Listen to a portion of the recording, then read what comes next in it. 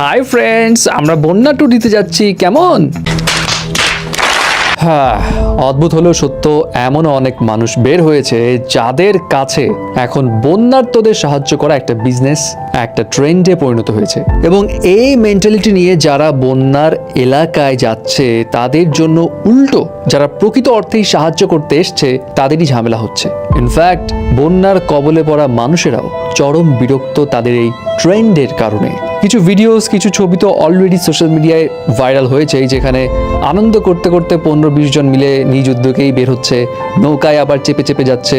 যেই নৌকায় তাদের নিজেদেরই জায়গা হয় না, সেখানে তারা বাকিদের বন্যার্তদের কিভাবে উদ্ধার করবে তারা নিজেরাই ভালো জানে। এটা শো অফ ছাড়া বোধহয় আর কিছুই না। ইভেন বাংলা ট্রিবিউনেও একটা সংবাদ প্রকাশ পায় যেখানে শিরোনাম ছিল, বন্যার পানি দেখতে উৎসাহীদের ভিড়, চলছে রিলস, টিকটক তৈরি। সিচুয়েশন এমন যে দল বেঁধে বাইক, কার এসব নিয়ে ছেলেপুলেরা যাচ্ছে বন্যার পানি দেখতে, যাদের গাড়ির চাপে ত্রাণ নিয়ে আসা গাড়িটা পড়েছে ট্রাফিক জ্যামে আটকা। অবশ্য যে জাতি আমরা, রাস্তায় ড্রেনের কাজ হলেও একদম ভিড় জমিয়ে দেখি। সো আমাদের মধ্যে অনেকে যে এমন কাজ করবে বন্যাতদের এলাকায় গিয়ে, এটা আসলে অস্বাভাবিক কিছু না। যেমন এই সিনারিওটা একটু দেখেন, লাইন ধরে ক্যামেরাম্যান দাঁড়িয়ে আছে, কি সুন্দর ফটো সেশন চলছে। ক্যামেরা দেখি চাচাকে এমন ভাবে ধরে ধরে নিয়ে যাচ্ছে যেন চাচা হাঁটতেই পারছে না। পরে কিন্তু চাচাকে আবার ছেড়ে দিছে। এবং এই সব শো অফ কোথায় হচ্ছে, বা এই যে এইসব ট্রেন্ড কোথায় করা হচ্ছে? যেখানে মেইন শহরটা রয়েছে অথবা মেইন শহরের আশেপাশের কিছু গ্রাম যেখানে পানির পরিমাণ খুব বেশি না, ওইসব জায়গাতেই এমন কাজ করা হচ্ছে। অথচ ওইসব জায়গাতে কিন্তু ত্রাণ অলরেডি পর্যাপ্ত পরিমাণে পৌঁছে গেছে এবং এইসব কাণ্ডের জন্য ত্রাণের ডিস্ট্রিবিউশনও ঠিকঠাক মতো হচ্ছে না।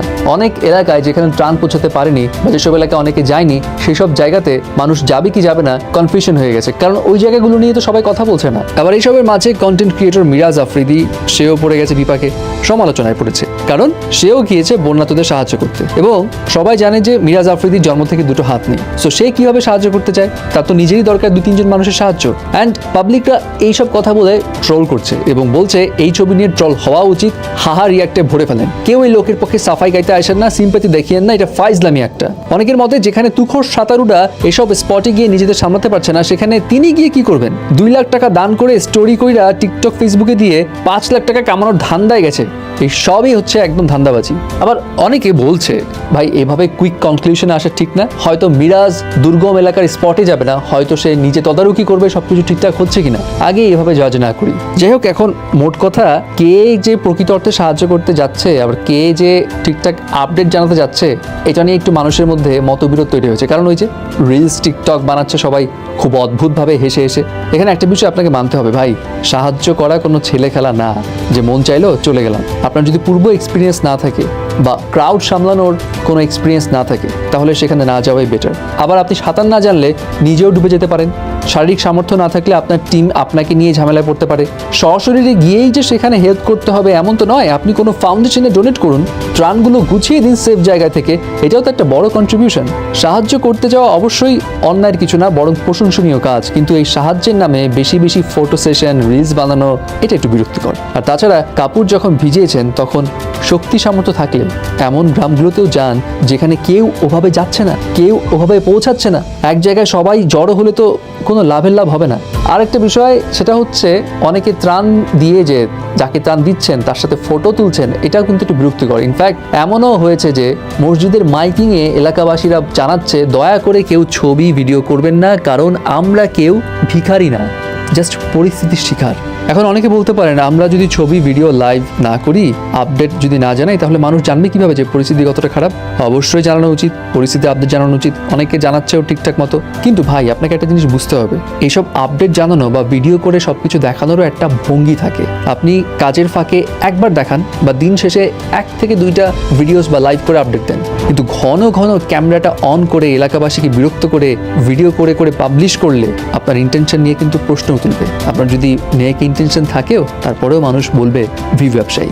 সো এখন অ্যাকচুয়ালি যেই জিনিসটা দরকার, ভিডিও বেশি বেশি আপলোড করার থেকে মানুষকে হেল্পে ফোকাস হওয়া দরকার। সত্যি এটা খুবই দুঃখজনক।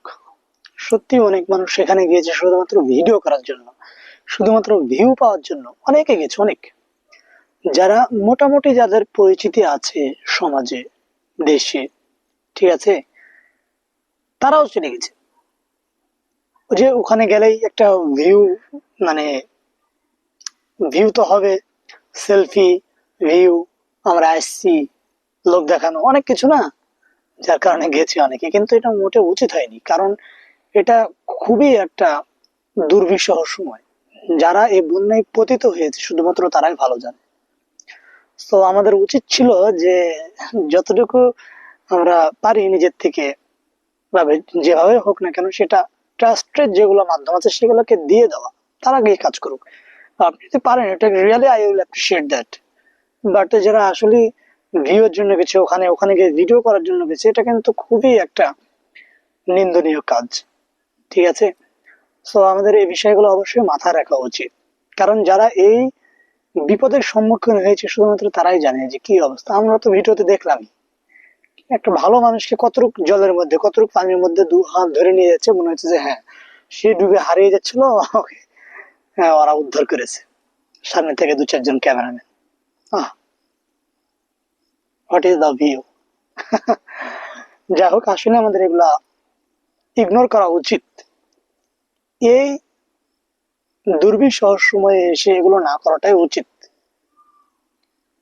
তো আর যারা প্রকৃতপক্ষে যারা সাহায্য করার জন্য গিয়েছে, যাদের লোক রয়েছে, টিম রয়েছে, এটা ভিন্ন কথা। ওইভাবে তো করতে হবে, আমাদেরকে একে অপরের পাশে তো দাঁড়াতেই হবে, তাই না? দাঁড়াটা একেবারে ফরজ এই মুহূর্তে। সো ওকে, আর কথা বাড়াচ্ছি না। যদি আপনারা এই ভিডিওটি পছন্দ করেন, তাহলে আপনারা এই ভিডিও মেন যে সোর্স ফাইল আমার কমেন্টে দেওয়া থাকলো ডেসক্রিপশনে, আপনারা অবশ্যই ওখানে গিয়ে এবারে মেন চ্যানেল থেকে ভিডিওটা দেখবেন এবং লাইক, কমেন্ট এবং সাবস্ক্রাইব করবেন অবশ্যই। সো দেখা হচ্ছে আরো একটা নতুন ভিডিওতে, সে পর্যন্ত ভালো থাকবেন। আসসালামু আলাইকুম।